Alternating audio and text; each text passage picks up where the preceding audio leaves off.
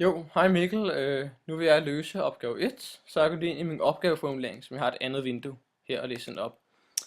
Tabellen viser udviklingen i de årlige udgifter til lobbyarbejde i den amerikanske kongres i perioden 1999 til 2009, og så ser man et skematabel, hvad man nu vil kalde det her.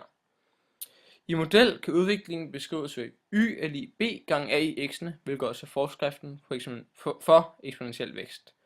Og så står der, at y er den årlige udgift målt i milliarder dollar, og x er en antal år efter år 1999. Så opgave 1a er at benytte tabellens data til at bestemme tallene a og b. Og det vil jeg gøre ved at lave en regression, og for at gøre det, bliver jeg nødt til at skrive dataen ind i lister af regneark, som jeg har her. Her er jeg gjort klar til år, og her vil jeg skrive kapitalen. Og først er der jo 0 år, som står her. Og så vil jeg spare noget tid, så jeg siger er lig A1 plus 1, det bliver heldigvis 1, og så, ja, så lækker indsparer, men så kan jeg tage her og hive den ned, og så bliver det 10.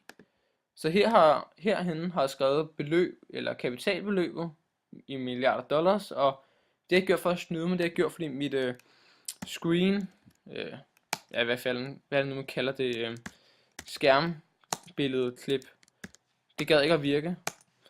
Så jeg blev nødt til at taste det ind i forvejen, for det ikke skulle tage alt for lang tid med, at jeg skulle gå frem og tilbage mellem de to vinduer. Så den er jeg snart færdig med at skrive ind.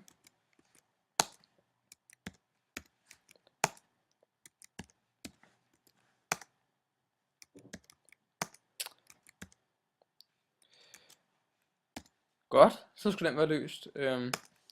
Så sletter de her tal, for nu vil jeg lave en regression for at finde tallene. Og så klikker jeg bare på dataen, så går vi i værktøjer og ind i handlinger. Nej, det er ikke handlinger, hvor det nu man gør. Det er, hvad er det for en koldsved? Statistiske beregninger under statistik, og så går man ind i eksponentiel vækst, fordi det er også det, jeg forklarer med forskriften, man kan se det på. Så trykker jeg, og så siger jeg også min x-liste, det skal være år, og ja, y-listen, det skal jo være kapital. Lad os så se, hvad den giver. Så siger den A er 1,4, og B er lig 1,09. Men der skal man være opmærksom på, at amerikanerne, ja, de skriver det en anderledes set ud til. De bytter om på A og B, så når der står A her, så er det i virkeligheden den, der står hernede og er 0,095. Og så er det der B, fordi de har byttet om på det heroppe i forskriften. Men det kan vi nok abstrahere fra. Så jeg siger, at aflæst til, og så A, det må være 1,095. Det er bare godt afrundet. Så siger vi 6, det skal afrundes rigtigt. Eller, nej, det er 1,095. Og B, det er 1,4. Godt, så er den egentlig ordnet. Så i næste opgave, lad os sige på den, jo, bestem fordoblingstiden, det står hernede. Og for at bestemme den, så skal jeg bruge en formel, og imens jeg lige kan skrive den op, så kan jeg sige, at fordoblingstiden, det er helt det samme som fordoblingskonstanten. Så indsæt matematikfelt, og formlen den lyder således. Så går jeg ind her og sætter sådan et brøktegn ind, at ja, så er det der, men den lige svigter. Jo, logaritmen til 2, fordi det er fordoblingskonstanten. Og så kan man jo bare lave så mange fordoblingskonstanter, men nu vil man kunne også lave 500 fordoblingskonstanten. Det har jeg jo lavet, så kan man se, hvor lang tid det går, før at det er blevet 500 gange så stort. Nå, det er også et tidsspor. Så siger jeg logaritmen til a, som var 1,95, eller 0,095. Så sådan her. Og hvad siger den? Jo, så siger den, der går 7,63761824332 år. Men man kan også bare sige 7,64 år, før at det er fordoblet.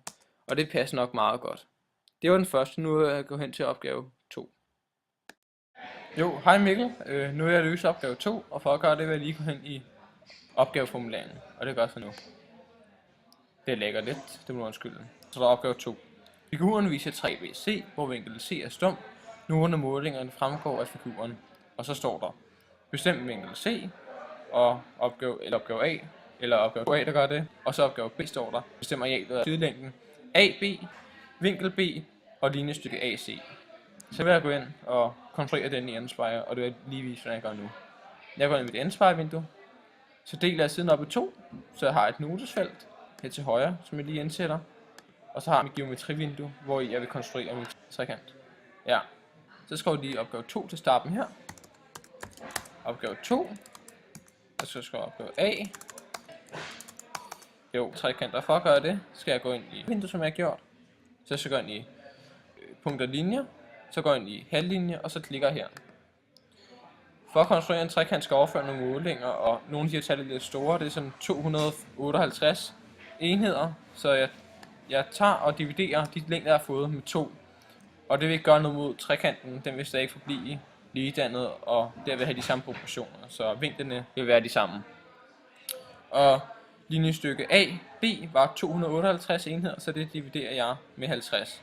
Så ansætter jeg et matematikfelt og siger 258 divideret med 50, det er, så skal jeg lige trykke på Command og Enter samtidig, for ikke at få en sådan. Det siger den er 5,16 så. Så går jeg ind på mit geometrivindue igen, konstruktion, overfør måling, trykker på min halvlinje, og så siger jeg 5,16, og så får jeg et punkt der. Jeg fik at vide, at vinkel B, som er punktet her, skulle være, jeg tjekker lige igen, går ud af det og går ind i min opgaveformulering, skulle være 34 grader, så jeg går ind igen, går ind i transformation, drejning, jeg trykker på punkter, jeg ønsker at dreje, og så skriver jeg 34 grader. Eller, det var så lige omvendt, det var 3,4, godt. Så trykker jeg, så på det andet punkt, jeg vil dreje det i forhold til, så jeg ved, at den drejer 34 grader. Så fik jeg også oplyst linjestykke AC, og det var 172. Så det tager jeg her og dividerer med 2. Så jeg siger indsæt matematikfelt 172 divideret med 50. Jeg skrev 7 i stedet for dividere, divideret med 50. Og det bliver 3,44. Så går jeg ind i mit geometrivindue, trykker på punkt A her, og så går jeg ind i figurer, cirkel, og så kan jeg så konstruere en cirkel. Nu kan jeg så indtaste cirklens radius, og den skal så være 3,44. Så 3,44 skriver så der. Godt. Nu har jeg cirklen. Det jeg så skal gøre nu, det er, at jeg skal gå ind i punkt og linjer. Et linjestykke mellem punkt B og punkt C. Det går sådan her. Nu vil jeg jo gerne finde skæringspunktet her, for at lave linjestykket fra punkt A til punkt C, og for at gøre det, går ind i punkt og linjer igen. Skæringspunkt, så klikker jeg på cirklen, og på linjestykket mellem punkt C og punkt A, eller punkt B mener jeg. Så får jeg et punkt der. Så går jeg ind i punkt og linjer igen, så går jeg på linjestykke, og så kan jeg konstruere et linjestykke mellem nu skal jeg lige huske det, punkt A og punkt C. Godt. Så er den konstrueret. Så går jeg ind i målinger, fordi jeg vil finde vinkel C. Så går jeg ind i vinkel, så trykker jeg på vinkel B, på vinkel C og på vinkel A, og så får jeg vinkel C. Og den er 123 grader, så jeg vil sige, undskyld. Jeg går ind i mit notesvindue, og så skriver jeg lidt.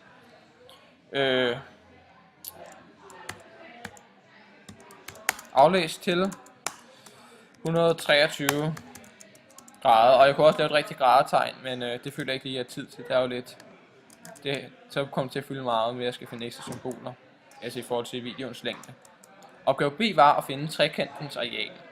Så det jeg gør, at jeg med på geometrivinduet, men jeg kan ikke finde arealer af en figur, når jeg bare konstruerer nogle linjestykker. Så jeg går ind i figurer igen, og går ind i trekant, og så kan jeg så lave en trekant oven på de linjestykker, som vi har i forvejen. Sådan her. Så kan jeg gå ind i målinger, ind i areal, og holde den over, og så siger den, at arealet er 3,47 kvadratcentimeter. Det kan lige skrive noget, 3,47 cm2. Men jeg skulle så tro, at jeg vil, kan finde gange det her antal kubik, eller kvadratcentimeter med 50 for at få det fulde areal, men det skal jeg ikke. Og det vil lige vise, hvorfor I på en ny side. Så går I i indsæt, og så side, og så til geometrivindue. Og teorien er, hvis jeg laver en trekant, sådan her, og nu siger vi bare, at den er lige benet, eller lige side vil det sige. Så siger jeg, nu vil de her linjestykker er for store, så jeg dividerer dem med 2. Så jeg skal den over på midten, lave et punkt der, et punkt der, og et punkt der. Så vil den nye trekant, man vil få, hvor at linjestykkerne er halvt så store, det vil være den her trekant. Men hvis du så ganger den med 2, for at gøre den stor igen, så vil du egentlig kun få halvdelen af den her trekant. Men så ganger den med 4 for at få hele trekanten. Så man siger, det tal man har divideret sidelængden med, det er 2, så siger man 2 gange 2, det er 4. Og så hvis du ganger den her trekant med 4, så får du hele trekanten. Så jeg går tilbage til min opgave igen. Så fordi jeg dividerede sidelængderne med 50, så siger jeg indsæt matematikfelt 50 gange 50. Det bliver 2500.